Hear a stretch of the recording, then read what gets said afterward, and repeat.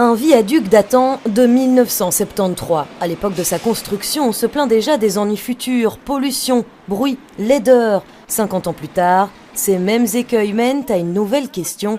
Faut-il supprimer le viaduc d'Herman de Brou? Si ça doit arriver un jour, il faut que ça soit fait de manière réfléchie et avec des alternatives vraiment viables. Impossible de parler d'Oderghem sans évoquer son principal enjeu, la mobilité.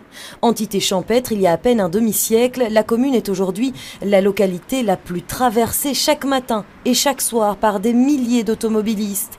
Parmi les axes phares, le viaduc d'Herman de Brou qui compte 50 000 passages par jour.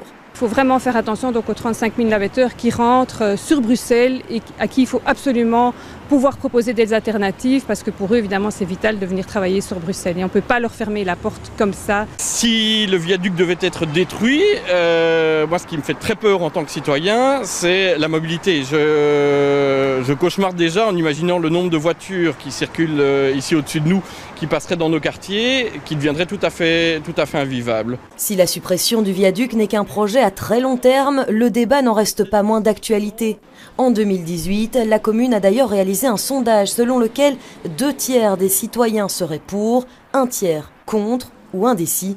Parmi ceux-ci, des urbanistes qui proposent une alternative, maintenir l'existant en lui rendant son esthétisme.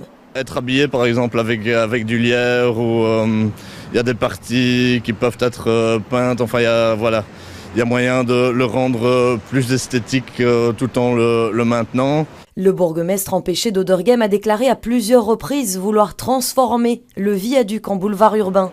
Didier Gossuin précise qu'un tel réaménagement nécessiterait la collaboration rigoureuse des régions et du fédéral pour proposer une alternative viable en transport en commun.